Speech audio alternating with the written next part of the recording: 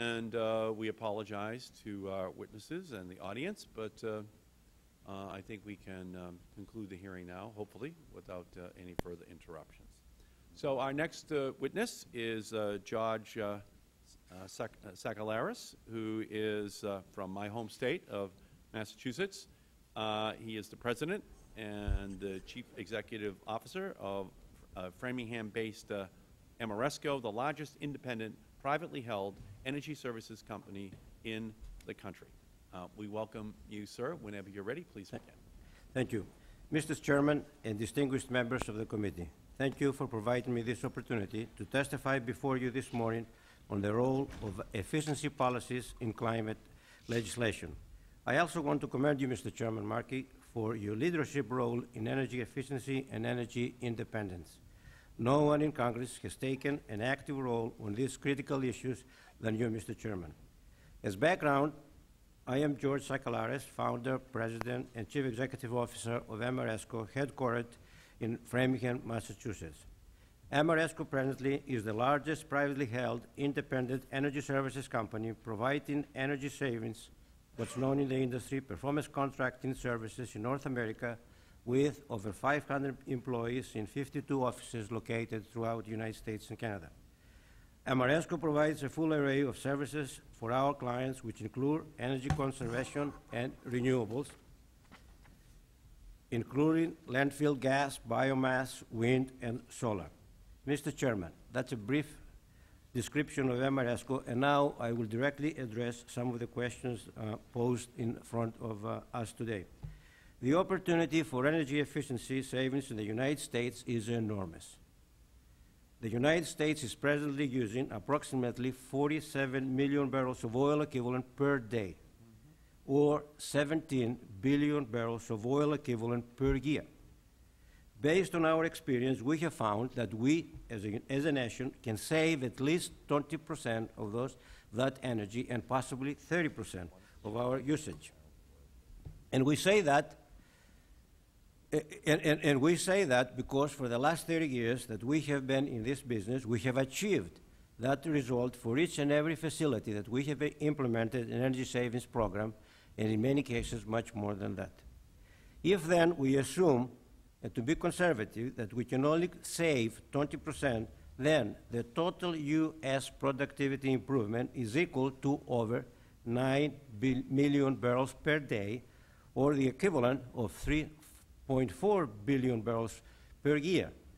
Now, if we assume at a cost of $100 per barrel, which was the price of oil, and today somebody can argue it's considerably higher than that, then the resulting annual savings are $340 billion per year. Now, if we assume that we have a simple payback of 7 years, then an investment of $2.4 trillion would be required in order to achieve these savings. Then if we take it one step further and assume a 15-year plan for the implementation, it will require $160 billion of investment each year, and that will create over 3.2 million jobs per year to 5 million jobs per year. Now, when we achieve these energy savings, of course, we will reduce greenhouse gas emissions by the corresponding 20%. In other words, for 5.9 billion metric tons of CO2 today that we have, a 20% reduction will be 1.2 billion metric tons per year.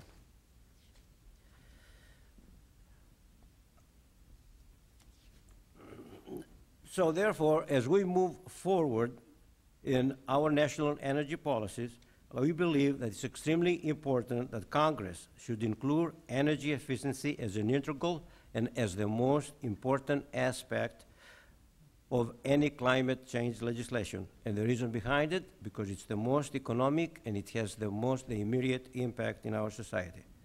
The legislation should further include energy efficiency renewable standards that include quantitative and use savings targets, specific targets for each and every year. This will accelerate the implementation of energy efficiency equipment, and the federal government should require all retail sellers, otherwise electric utilities, gas utilities, oil dealers, etc., to make investments such as 1.6% per year reduction in their energy use. And I use the 1.6 per year so that by the year 2020, we will have achieved the 20% reduction in energy use and the corresponding 20% reduction in emission credits. In addition, emission allowances should be held in trust for the public good. We are opposed to the grandfathering of emissions allowances to firms based on historical emissions. The allowances should be sold through what we call public auctions. Then Congress should describe exactly how the proceeds from these auctions will be distributed. We recommend that at least 50% of the proceeds be dedicated to energy efficiency investments. If we make this national commitment to energy efficiency, we can accelerate the realization of energy savings by buying down projects, let's say, from 10 years to 7 years, and then expand the opportunity and hopefully get from the 20% level to the 30% level. Also, by investing in energy efficiency, the Congress can reduce overall energy costs for individual customers, business, and institutions. These investments will also reduce energy demand and, as I pointed out, emissions, and substantially mitigate the overall cap-and-trade program costs. So you're using the energy efficiency in order to mitigate the cap-and-trade costs. And of course, associated with all this, it will reduce substantially the foreign dependence on foreign oil and the trade deficit. It will take it down by 20%. So, Mr. Chairman, again, thank you for allowing me this opportunity to come before you and the distinguished committee, and I will be glad to answer any questions that you might have. Thank you. Great. Thank you very much. Our next witness is Stephen Klein, who is the Vice President of Corporate and Environmental and Federal Affairs for the PG&E Corporation. Welcome, sir. Thank you, Chairman Markey, Ranking Member Sensenbrenner, and members of the Select Committee. I'm honored to be here on behalf of PG&E Corporation to share our experience and perspective on the role of energy efficiency policies and climate legislation. When we look at the options for addressing climate change, it's clear to us that energy efficiency has to be a frontline response. The potential greenhouse gas reductions from energy efficiency are substantial. The technology is in almost all cases available today, and the investments are highly cost effective, especially relative to supply side options. In addition, customers like it. The highest marks we get from our customers are relative to our interactions with them surrounding energy efficiency programs and procedures. In fact, aggressively pursuing energy efficiency could increase overall economic productivity. I'm not going to go into details on the McKinsey study, which others have mentioned and are in my written testimony, but move to a few comments on the strategic levers that we found in California, which may be hopefully helpful. One is that using financial and regulatory mechanisms to align energy efficiency with utility business interests is critical. This includes eliminating the traditional link between earnings and energy sales, and it removes the disincentive to promote energy efficiency. By also establishing multi-year program periods with aggressive goals, combined with financial incentives for achieving energy efficiency savings, regulators can drive utilities to aggressively pursue savings in partnership with their customers. Another important strategic lever is establishing building codes and appliance standards. These provide the foundation for all other energy efficiency efforts and serve as a catalyst for new technologies, programs, and practices. Another strategy is providing incentives and reforming tax policies to facilitate deployment of new highly efficient smart technologies and distributed generation. The utility industry is poised to make approximately $900 billion in transmission and distribution infrastructure investments over the next 20 years. We should look to ensure that these investments are channeled to help build the grid of the future, one that is itself efficient and also that facilitates utility customers being more efficient.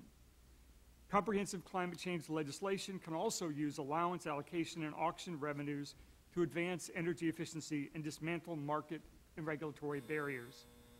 For example, the Lieberman-Warner bill uses allowances and auction revenues in this manner. The bill includes numerous incentives for states, utilities, manufacturers, and consumers to aggressively pursue energy efficiency. Examples include targeting of auction revenues to buy down costs of new efficient end-use technologies and providing allowances to serve load-serving entities for the amount of electricity their customers save. The bottom line is that energy efficiency is the deepest untapped reservoir of cost savings, avoided air emissions, and greenhouse gas reductions available in our nation today. Any prudent climate strategy must look to fully harvest this resource as quickly as possible. Thank you again for the opportunity to be here today. Thank you, Mr. Klein, very much. And our final witness is Mr. Richard Cowart, who is the Director of the Regulatory Assistance Project, which is a nonprofit organization that provides research, analysis, educational assistance to public officials on electric utility regulation. We welcome you, Mr. Cowart. Please go ahead. Thank you. Mr. Chairman Markey, I appreciate the opportunity to speak with you today about the critical role that end-use energy efficiency can play to reduce greenhouse gas emissions, contain the cost of climate legislation, and protect the environment. The most important message I can deliver today is that national climate legislation absolutely must be designed to call forth, to the greatest degree possible, low-cost end-use efficiency investments. A message you've heard now from, I think, all of us today. The good news is that this actually can be done. The challenging news is that most climate legislation, including most cap-and-trade legislation, is badly designed to deliver efficiency. We have seen great attention to delivering price signals and on supply-side investments, but much less attention to cost containment through efficiency. So one of the key questions facing Congress is going to be, how can cap-and-trade systems be designed to accelerate investments in energy efficiency? My written testimony addresses 4 points, which I'll touch on here. First, echoing the comments of the other panelists, energy efficiency is the low-cost equivalent of the carbon scrubber for the electric power sector, and the most important resource we need to look to as the bridge fuel to a low-carbon power sector in coming decades. Secondly, the cap-and-trade architecture used in the acid rain program and copied in other systems like the European carbon trading system is frankly not optimal for carbon management. It focuses on smokestacks, and by awarding carbon allowances to emitters on the basis of historic pollution, they cost consumers more than they should, and they miss crucial opportunities to enhance end-use efficiency. I work with air regulators quite a lot, and I often ask them, what did the acid rain program do to advance energy efficiency? And most of the time, they just sort of look at me quizzically, and then they say, well, it didn't do anything for energy efficiency. Cap-and-trade wasn't designed to deliver energy efficiency in customer locations. It was designed to change behavior at power plants. But energy efficiency happens at customer locations. So if we're going to use cap-and-trade for carbon, we are going to have to change the architecture of cap-and-trade to do a much better job for efficiency. My third point is about prices, surely a timely topic in today's economy. And as the others have said, efficiency is the best cost containment strategy we can think of as part of cap-and-trade. Now, adding a carbon price signal to the price of electricity is directionally correct. But trying to reduce emissions through price alone is going to be much more costly, and it will actually save less carbon than a cap-and-trade program that builds efficiency into its architecture and relies less on price pressure. This is a point that's often overlooked by regulatory economists, but I can tell you, Mr. Chairman, that it has not been overlooked by the governors and legislators in the 10 RGGI states that actually studied the issue and tried to design a cap-and-trade program. People are often surprised to learn how hard it is to reduce power sector carbon through price signals, whether delivered through carbon taxes or through auctions. At the consumer level, demand, as we know, is highly inelastic, and higher power prices alone are not going to reduce demand enough to meet our carbon goals. We have the same problem for different reasons at the generator level. It requires a very high carbon price to make a meaningful change in greenhouse gas emissions through the redispatch of the existing U.S. generation fleet. This is true in coal regions and in gas regions. An EPRI study of the upper Midwest found that carbon prices that would be high enough to double the wholesale price of power would lower emissions by only 4%. Studies in California right now are finding that even at $90 a ton, carbon prices cause very little change in California's dispatch. Fortunately, there's a way out of this high-cost approach. A crucial fact is that the same dollar cost in rates, efficiency programs will save 5 to 7 times more carbon than would result from carbon taxes or credit markets alone. We need to integrate that kind of thinking into the design of cap-and-trade programs. How can we do this? 2 suggestions. The experience of the RGGI states provides a great lesson for us. After studying this issue extensively, the RGGI states realized that the best results for consumers and the environment would be to auction allowances and invest the money in energy efficiency. Congress... If you could summarize, please. I have 1 sentence. Congress has the opportunity to build on this experience through a national performance-based efficiency allocation in which a significant fraction of national allowances would be awarded to states or entities appointed by states on the basis of their performance over time in reducing emissions from their own historic baselines. Thank you very much. All right, thank you. And again, I apologize to you. While you were testifying, 3 more votes were called out on the House floor. And while we were out there on the floor for those last series of votes, Senator Obama came out onto the House floor, which created yet another little bit of a delay in the operation of the House floor. So again, I apologize to you. I have time for 1 question right now, and then we will have to recess and come back again, although maybe that is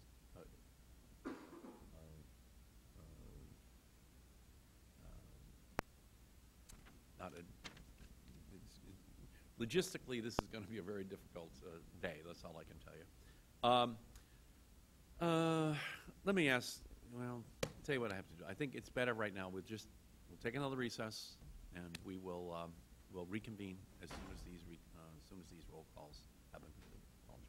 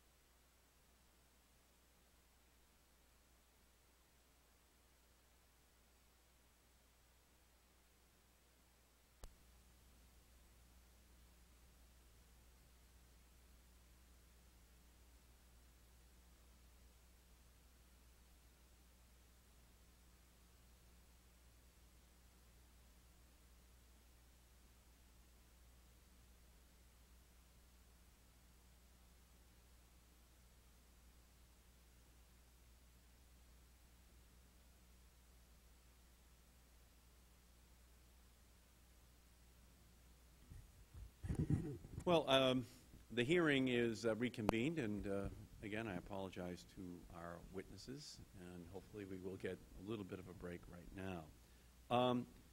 Let me ask all of our witnesses, if Congress were to use emission allowances or auction revenues under a cap auction and trade program to promote efficiency measures, would it be better to channel allowances or funds through the states or directly to the utilities? Mr. Sakalaris. As I indicated in my testimony, I thought that it might be best for the federal government to set up a program and administer the distribution of those funds. But if I were to choose, though, between the states or the utilities, I would probably go with the state route. With the states. Mr. Howard? As I said in my statement, I think there should be a large performance-based allocation to states, and the method of distribution has to be carefully managed, frankly, because we really do want to see the funds spent on investments in energy efficiency. So states or utilities? I'm saying states or load-serving entities or other consumer trustees appointed by states. Okay. Mr. Klein? I'd say load-serving entities under the direction and supervision of state bodies. Okay. Yeah, I would say either the state or the utilities, load-serving entities under the supervision of the state. Yes, I would suggest that the funding be provided directly to the states to ensure proper oversight, and they could use their discretion to appropriate portions of the funding to the utilities. What is the risk that allowances or funds sent to the states for efficiency measures would get tied up in the state appropriations process? Mr. Coward? I think there's a great risk. I say this as a former state official, and that's the reason why I think crafting this carefully is important, number one. Number two, I believe the allocation should be performance-based so that the states are confronted constantly with the reality that if they siphon the money off for other purposes, then next year's allocation is going to be affected. Mr. Sakalaris? I like that idea. If it's performance-based, then they have an incentive to make sure that the money goes directly to the energy efficiency projects. And in that way, the appropriations process in the state legislature can't control it? That's why the federal government somehow has to be involved in order to make sure that they do not get involved, yes. I see. Mr. Klein? I think I would favor the public service commissions or public utilities commissions simply because I think they're one step removed from the budget discussions that occur at state levels. Mr. Grunick?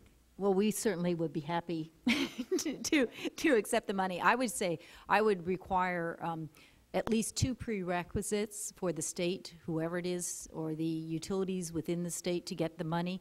The first is that the state itself on some level, and it could be decided who it is, whether it's Public Service Commission or the State Energy Office or the governor, but that there is an actual plan that the state has on not just for spending the money that year, but a longer-term strategic plan on where they're moving with energy efficiency. And then the second requirement that I would have is that there is some program with some confidence for measuring and verifying that you're actually getting the savings in energy efficiency. I'm a state, we love to get money, but if we're really going to get energy efficiency, we want it to be successful, and I think those two are required. And Mr. Dakotas? I would agree with both of those conditions and add further that I think that the risk of misappropriating the funds is less now than it might have been in the past. And I think that's because the groundswell of support for efficiency and for investments in clean energy technology is at a precipice that it's never been at before, and I think the public would just not allow it. That is absolutely not accurate. All the tobacco awards that went to the states, the states just use it as a big piggy bank and they essentially wind up not actually spending the money on prevention, which it's supposed to, targeting children so they don't get into it. Now, who doesn't want to stop children from smoking? Everybody. The public would demand it, except all this money gets looted from the money, so it gets drained down to just be a shadow of what it is, and that would be one of the concerns, obviously, analogously here with energy efficiency and renewables, et cetera. You know, you have to be realistic in terms of the safeguards you put into place, and I would say that in both instances, it's kind of dealing with prevention. You know, it's something that there's no trophy on the wall. It's stuff that never happens because you were smart. You know, kid doesn't smoke, and then she's not consumed. You know, you can't. It's hard to build a big groundswell around that, as you can tell from the size of the audience at this hearing. Okay, so if this was on the future of nuclear power, which is only going to be 1/1000th the role of this, the room would be packed and people would be hanging from the chandeliers. So politically, realistically, you know, we just have to deal with that. Let me now turn and recognize the gentleman from California, Mr. McNerney, for a round of questions. Thank you, Mr. Chairman.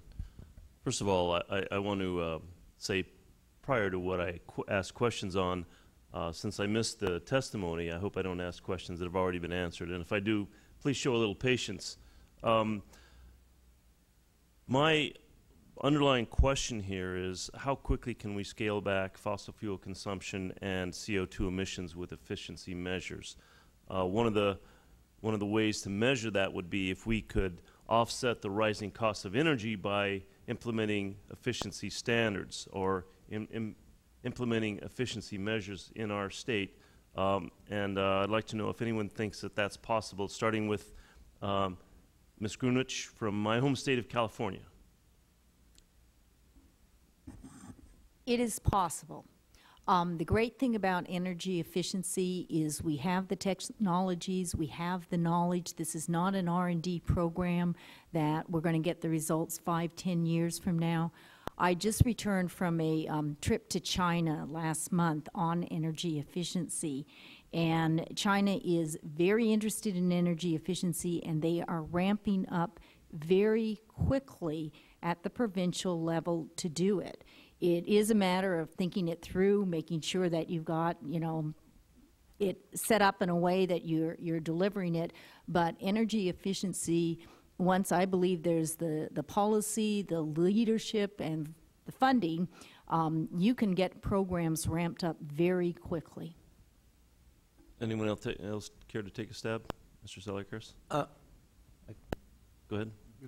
Based on the experience that we have, I think you can do about 1 on the low end side to 2% of the annual consumption. Right now, I would say in the United States, we're probably reducing the demand by maybe 1/4 to 1/2 percentage point.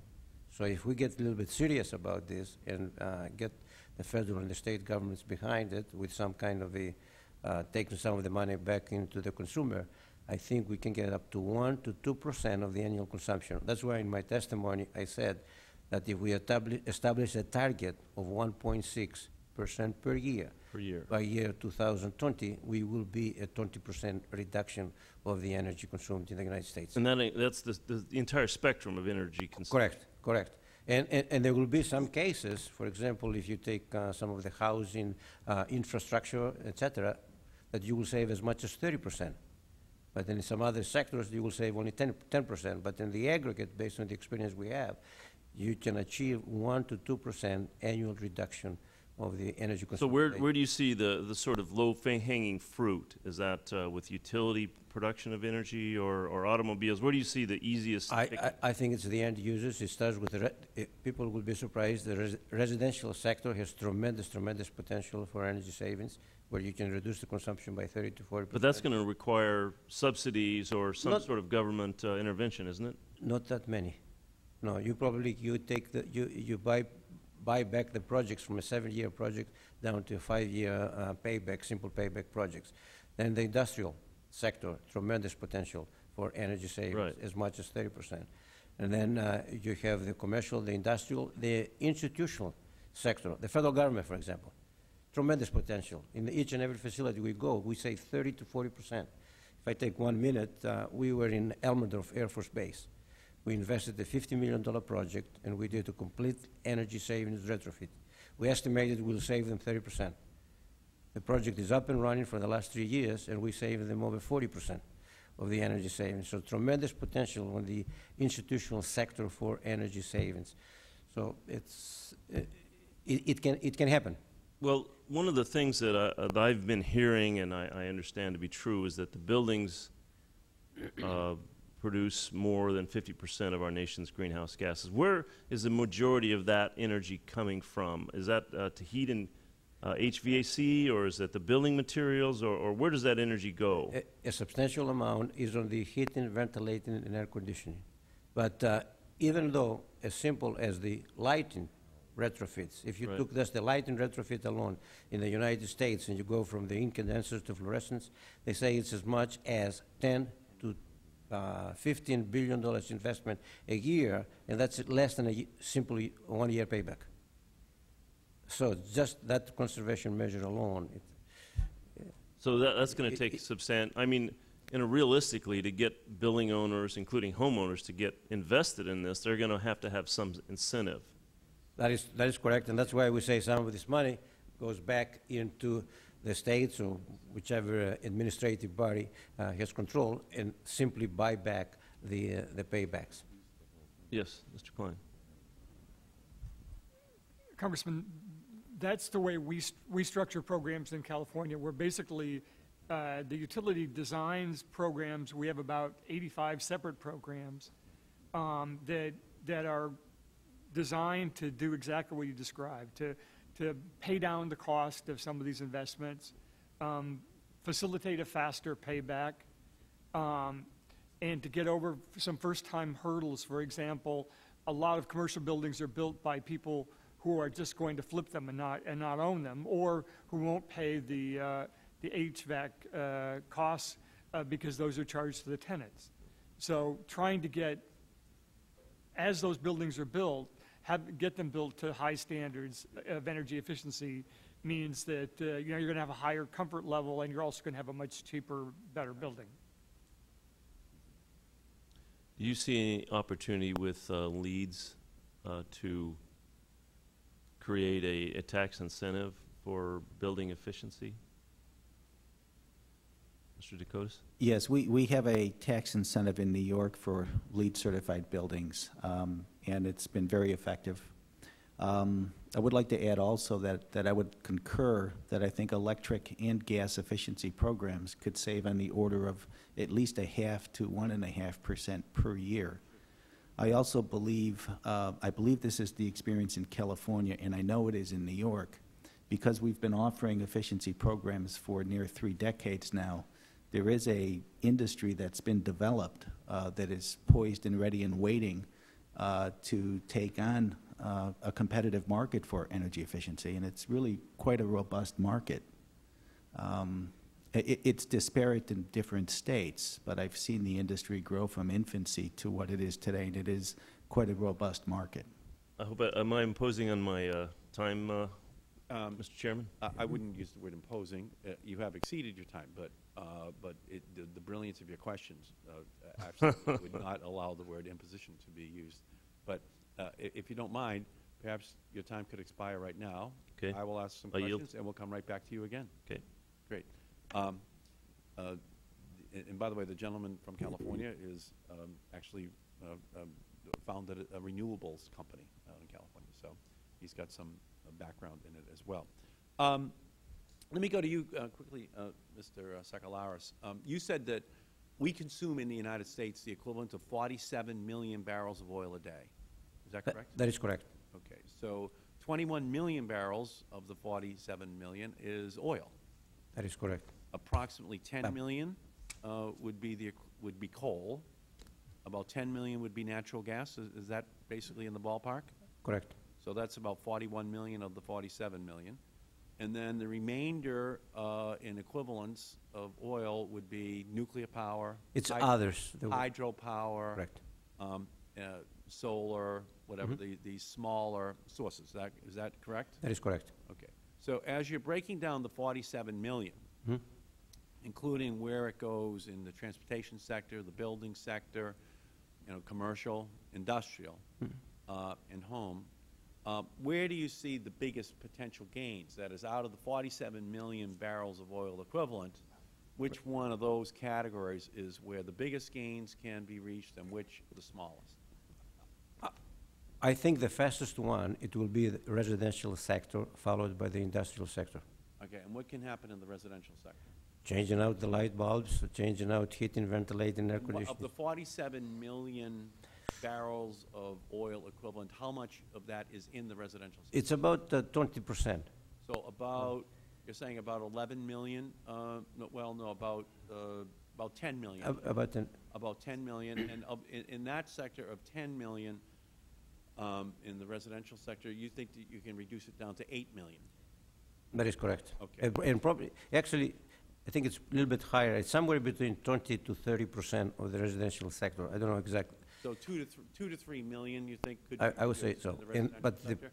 So, and you said the total reduction would be 9 million that could be reached. So let's go to the next sector. What, in the industrial sector, how many millions of barrels? In that, it's over 30%, somewhere between 30 to in industrial? 40%. So another 2 to 3 million barrels a day? How about in the transportation sector? That's one of the soft numbers that we have in our analysis, because between the aviation, You said it's one of the soft numbers? soft numbers, because how much mileage improvement we can get on a per cars and so on. Okay, so when my amendment was adopted and signed into law by the president? And that's the one, by the way, that we use to estimate what potential we thought it will come from that sector. Your company uses my amendment and its result in your company's? We use some of What a great the honor. goals. Yeah, thank you. So when you factor in that by law now, the It's- fuel economy standards have to go from 25 to 35 miles per gallon, Yeah.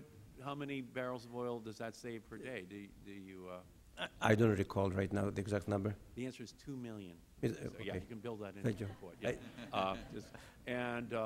And you're saying, and the remaining couple of million barrels comes from everything else that we do in society, perhaps to get it up to 9 million? The rest of it is federal government buildings and federal government buildings. and some of the other institutional Yeah. market. I see. Let me ask this. Here we bring in all the good students. So you're all sitting down here, and we're all giving you gold stars today for the excellent work which you're already doing. And we're trying to hold you up as an example to all of the states and all of the utilities, other companies that aren't quite meeting the same standards that you are right now, huh? And so the first question is, well, I guess the most important question is, we really don't have to give you any more incentives. You're like the kids at Brown University that they don't even give exams to. You're just doing it, And so, but a lot of people need exams, just so they do the work, they can study. They buy the textbook like 2 days before the exam, but at least they know there's an exam coming up. So there are many states, many utilities that really aren't doing any of this in a significant way. So what do we have to do in order to get other states to adopt the policies that are existing in the states that we see here? What do we have to do about decoupling? What do we have to do about, how do we create this dynamic whereby these other states and other utilities adopt the policies in New York and Massachusetts and in California? We'll begin with you, Mr. Cohen. Well, I'll just emphasize what I said in my opening testimony. I think that I'll make 2 points. The first is that if carbon legislation, climate change legislation enacted by Congress is going to has the potential to cause significant price increases that we hope we can avoid by better design. That's the first part of the answer. So No, even what I'm saying to you is a lot of utility executives already know that, but they're still not doing it. A lot of What- state utilities. So what do we do to them? Just get I- down to the I- answer. yeah, What do we I'm have to do? in We agreement. know the problem. What do we have to do? Well, I think we have to create a performance-based allocation of significant fraction of carbon credits that would be available to every state and would be available to states in proportion to the degree to which they meet their own state baseline. So Indiana isn't competing with California. Indiana, in order to earn allowances under a performance-based system, has to beat Indiana's past performance. Okay, Mr. Sakalaris. Part of that might be the carrot and the stick type of an approach. You know, if we have all this allowance money, how we send it back to the state, provided that they are doing something in energy efficiency. But if we need first progressive commissions around the country, like California or New York they have, and they promote, or the state of Massachusetts, for example, that they promote these energy efficiency projects. And then maybe take it down to the level with the utilities where we have incentives in the rate-based making and how they earn back their let's say if the allowable rate of return is 8%, if they do energy efficiency projects, they get the 9% incentive rate of return, or if they don't, they get maybe 7%. So have some kind of an incentive on the rate making. Okay, great. Mr. Klein. I agree with that. I think decoupling is critical, mandated or bribe states to do it, because if you don't accomplish that, then fundamentally you're not going to change the mindset of utilities. It's the first step, and then the second step, as my colleague has just stated, is to build in incentives in a performance-based way that will encourage and create metrics that will allow you to judge whether it's happening. So here we are, we're in California, New York, Massachusetts. People do it because they say, hey, we're going to make money. And then you're using the phrase bribe. I mean, it's in parentheses for anyone who's watching. They don't really mean that. They're just talking about what kind of incentives do we have to get to a state to figure out that it's in their interest anyway to move in this direction. So why do we have to do that? Can you explain that, Mr. Klein, so we can just get your perception of what it is about these other states that don't move in this direction, that we have to figure out a way, quote unquote, to bribe them to do something that's in their best interest? And I apologize for that. Oh, that's ill okay. choice It's of fine. I've words. already explained to the listening public. But you don't mean it. But I think that if Legal. you think about a mindset of an industry that for over 100 years has made money by selling more, and all of a sudden you're coming to them and saying, we're going to flip this on its head. And Right, but I know what you're saying, Mr. Klein, but it's not 1968 anymore.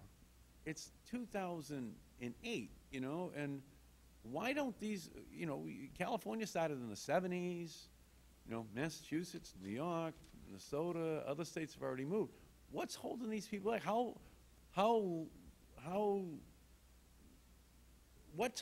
Is it just the power of these local utilities and they don't want to change at all because they must obviously know that this is working for you? Why don't they move in that direction? I think honestly because many of them still make a lot more money selling more. But couldn't they make just as much money by selling less? Potentially. Potentially. But not in the short term, probably. Okay. Ms. Grunich. Let me just quickly what you had just said. I was just at a National Governors Association meeting in Kansas City this week talking with a number of utility executives, and you know, they know if it's still legal in the United States or in their state to build a conventional coal plant, and they can put it in the rate base, they will make a profit. And there is great uncertainty still. So they know they can get that coal plant in, they can make a profit, they know how to build coal plants. There is still great unfamiliarity with how to run energy efficiency programs on the scale of an equivalent of a power plant. So in telecom law, everything just kept going along, never changed, and then we put price caps in, and all of a sudden, we saw a huge change in utilities, right, across the country. They realized they had to stop modernizing, right? Yeah. So that's the equivalent here as well with decoupling. You have to find a way here of just changing the mindset legally so that they're forced in the same way price caps did it. Even a cap and trade system here is kind of the equivalent of the, once you set the cap, then all of a sudden new thinking has to occur. And I think the challenge is that there isn't going to be one item that Congress can do in terms of here's one line in a bill that's going to get energy efficiency at the level we need to have it. If we're going to deal with it, it's going to be a series of fairly complex different things to think through. I mean, I would say, in addition to everything else I've heard, a statement in whether it's another law on energy or in the climate change that literally does say energy efficiency is a number one top priority policy or among them that we're going to pursue, and that sort of clear statement. Okay, but my time has expired. Let me turn back to Mr. McNerney and recognize him again. Thank you, Mr. Chairman. And I feel like I neglected in my manners to thank the panel for coming, especially Mr. Klein from PG&E, which is my home district. So my home, I use PG&E power and gas. So thank you for coming, all the members, and then for Commissioner Grunig for coming today. One of the things that excites me the most about global warming is the opportunity for us to create jobs and prosperity in our own country if we follow a sensible path.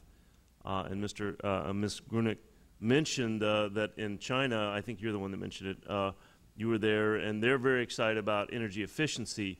Where do you think we are with regard to technology that we could export to China or other countries of the world, creating jobs here in this country vis-a-vis where they would be to create industries that would take those jobs away from us? Mr. Sakalaris, could you take a stab at that? On the we have the intellectual capital in order to help them substantially. As a matter of fact, our company, we get at least once a month an invitation to either do a partnership with some Chinese company. They are looking for knowledge. I think we can, especially with the product where we finance the projects, because that's one of the products that we have where we finance the particular energy savings project, and then we guarantee that the savings will be there.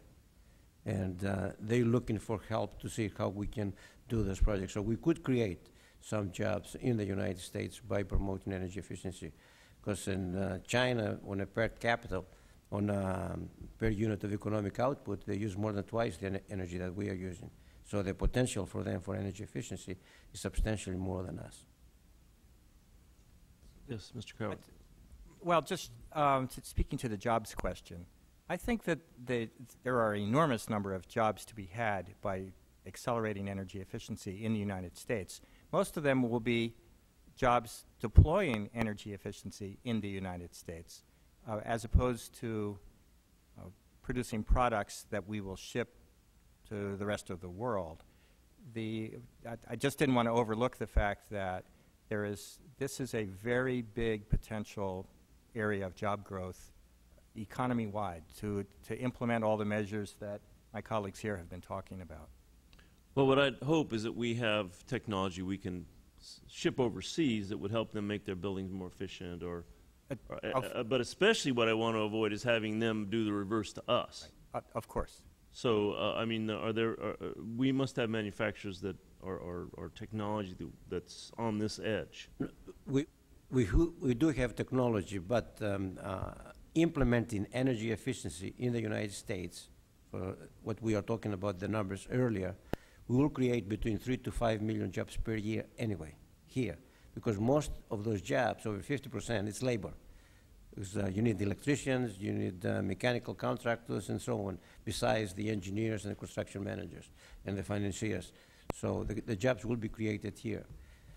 Let me give you, Sure. again, we can boast together about California that some of the most exciting innovations in technology on energy efficiency, frankly, are happening in California. I had the opportunity to do a tour of Silicon Valley about 6 weeks ago, and there's a company that is starting up making, for example, zero-net energy cement. They took the brightest of the brains and said, here's what we're going to do. Here are the parameters. We want to have a product that has as close to zero net carbon emissions as possible.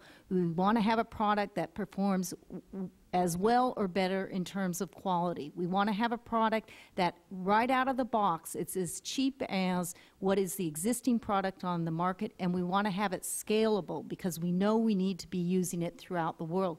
They have been able to literally now develop a process that's close to zero net energy production for cement. Another company is working on drywall that you put in the building. So we're really seeing, and these are also setting up some factories in California to produce the product. So I think it's another example of we can be creating the jobs and we can be creating the industry, and we in the United States have the opportunity to be the world leaders in doing this. Right. Can I add to that briefly? Sure, Mr. We have a green-collar workforce training program in New York that's fairly well-funded in partnership with the colleges and universities in New York to train the next generation of worker in green energy technology and efficiency, Is that including renewable energy. focused on community colleges? Yes, it is. Okay. Yes. And it's growing in its recognition and its certification of employees. And we couple that with a research and development program that New York runs, which is developing and working with industry in New York to create that technology that they are then trained on. And as the technology is developed and we have workforce training and certification, we then deploy those technologies through our energy efficiency programs with exactly the point in mind that you made, that we need to be the state or we need to be the country that exports the technology. We don't want to be importing it. Mr. Chairman, I have one more question, but I'll defer to you at this point. Oh, and I am going to, in turn, defer back to you so you can ask your question. Okay. This one's for Mr. Klein. I've noticed with PG&E that the company is fairly receptive to energy efficiency measures which will reduce the need to put in new power plants. And I think that's basically the business model. If you can avoid putting in new power plants, you're going to make money, you're going to make more money in a sense. So how effective a message is that to other utilities to get them on board with that? I mean, it seems like ultimately if you give up all of the power, the energy supply needs, that you're going to be a distribution company and a transmission company rather than a generation company. Is that? I think that you described the model correctly, with the addition that if we can avoid transmission, there's a financial benefit to customers there also.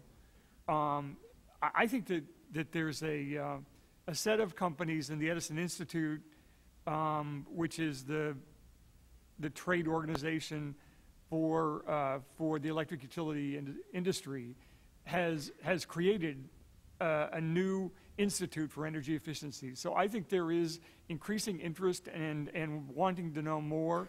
I think that one of the issues you identified is that if companies extrapolate and it means that they never build generation, then they don't want to shrink necessarily. So there needs to be a mechanism to assure that doesn't happen. And part of it may be simply that there's enough customer growth and distribution smart grid kinds of additions to rate base that make that not a problem.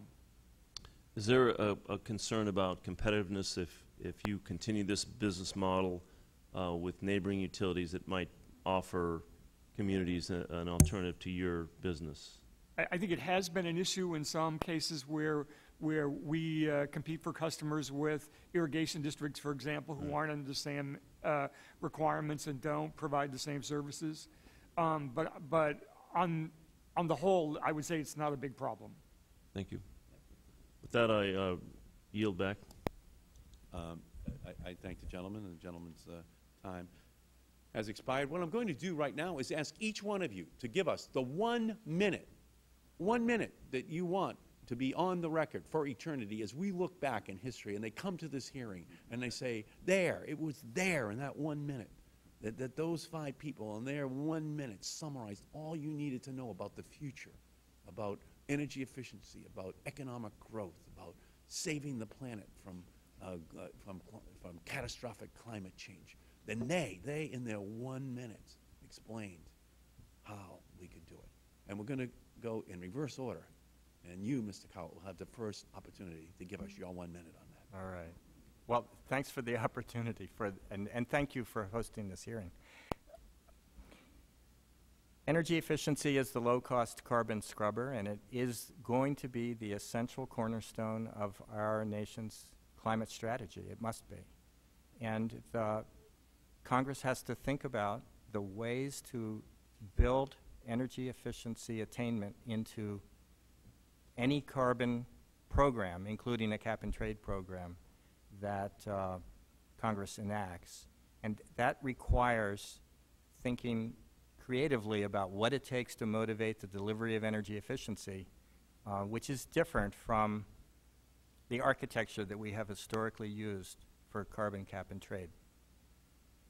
Thank you. Mr. Sakalaris. I will be very specific. 20% savings, thank you. 20% savings, 3.4 billion barrels of oil savings per year, corresponding 1.2 billion metric tons per year of emission reductions, creation of 3 to 5 million jobs per year, and we need the trade allowances to be auctioned. Thank you. Thank you. Mr. Klein. I would start by referring folks to the supply curve that the McKinsey Global Institute put together for greenhouse gas abatement in the U.S. I think it's very instructive about what we can do today, what we can do at, in many cases, negative cost.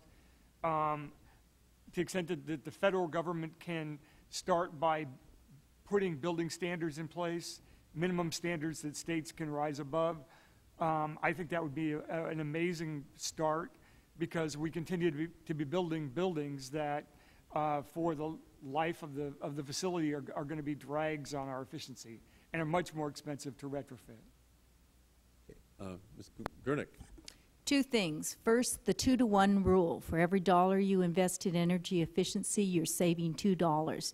You accelerate that up. In California, our $1 billion a year in energy efficiency, that's $10 billion. Over 10 years, we're saving $10 billion. That's going into California's economy. It is not going overseas at all. It's growing our economy. That's the message I think that wins. Beautiful. Secondly, please act. We need, buildings are going up, appliances are being bought, and that just makes it more difficult to go back and fix things. Thank you. And Mr. Dakotas. Yes, thank you. And I would echo that in terms of taking action. I think if anything came out of this session today, it is that there is a need for leadership at the federal level to bring the states together toward clean energy policy. And I think it's important to create what we call in New York an energy efficiency ethic. So when people make decisions, purchase decisions, we could change the way they think, we could change the way they live, we could change the way they work, and we could change the way they play while working within private markets to create a profit potential for clean energy technology. Thank you, Mr. Dakotas, very much. And we thank all of you for your testimony. Absolutely fascinating and central.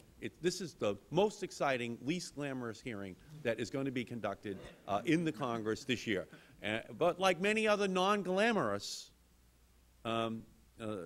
subjects, herein lies the truth that will create the path to saving the planet and reducing dramatically the amount of energy. And again, we turn to California for the formula. You know, back in 1962, the Beach Boys in Surf City, they had a 2-for-1 formula too, which is at Surf City. There were 2 girls for every boy, and that was that for someone in a blue-collar town in Malden, Massachusetts, that was a dream in California that almost seemed too good to be true. And it turns out it was too good to be true. It never did exist there or anyplace else. However, here, the new 2-for-1 rule coming out of California and Massachusetts and out of New York. For every dollar you invest in energy efficiency, you get back 2 additional dollars. Kind of a miracle, huh? No, not a miracle. Just what my mother used to say. My mother used to say, Eddie, always try to work smarter, not harder. She would say that immediately before she said, Eddie, I'm donating your brain to Harvard Medical School as a completely unused human organ. And that was because, you know, I wasn't thinking smarter. Now, we have many utilities and many states whose brains collectively should be donated to Harvard Medical School, because this is obviously the way to go. It's proven. It's a moneymaker. And yet people still resist it. Why? Because it's not the way they've done business in the past. And so this is a tremendous opportunity for us. We saw in the telecommunications revolution that we could go from the 1996 Telecommunications Act, where not one single home had broadband, not one home in America, 1996. But once we got that policy right on a national level, we moved to a point where now, 11 years later, 12 years later, broadband is almost ubiquitous in its deployment. Companies like Amazon, Google, YouTube didn't even exist 3 years ago, but only possible because we got the policy right, revolutionizing these issues. And so that same kind of technological revolution is possible here in the energy sector as well. It's all there. As Mr. Klein said, the technologies are already there. They're ready to go. But we need the will and the political policies put in place so that we unleash this revolution in a way that isn't just isolated to individual utilities, individual states, but that the United States is the leader, looking over its shoulder at number 2 and 3 and 4 in the world as we export these products, export these ideas all around the planet. And so that's what this hearing really represents to me, because in a lot of ways, efficiency is the whole key to solving the problem of global warming, to reducing our energy dependence, and this is hard to believe, creating the new major economic driver in our whole society, the job creator, the way in which we kind of revolutionize the way in which we look at these issues. Now, it was hard for the telephone companies to change. You know, AT&T had 1.2 million employees. We all still had our black rotary dial phone. Why would you want to change? It's working out great. Each one of you is renting for $3 a month every single month for your whole life a black rotary dial phone. That's a good business. And the utilities, you know, loved it, and the regulators let them get away with it. My mother paid $1,200 for that, renting it for 40 years, a black rotary dial phone. But no innovation, no new phones, no new devices, no Google, no Amazon, no YouTube. You know, but yeah, you could always dial that phone, huh? Well, that's what we're still doing in energy, huh? That's what we're still doing. We're still relying upon old ways of generating electricity. And so who would have thought that in the old days, when you got on the phone and somebody called from another state, you know, your grandmother was calling in, they'd hand around the phone saying, you got to talk fast, it's long distance. Because it was going to be so expensive, huh? And AT&T made so much money on the long-distance call. Now, you talk long distance like you're talking across the street, because through new technology and new ways of looking at the issue, we lowered the price dramatically. All that happened in one technological generation. Huh? We're going to be able to do the same thing here in energy efficiency. And it is going to become the new source, the major engine for economic growth in the United States in the next generation. Millions of jobs, economic growth, export opportunities for us. Your insights are valuable. We need to get you more allies in this fight. But I think ultimately the truth of your testimony will set the Congress free, and we will be able to pass the legislation before Copenhagen in December of 2009 that will make it possible for us to see this revolution in all of its full flower. We thank you for the leadership you've shown. This hearing is adjourned.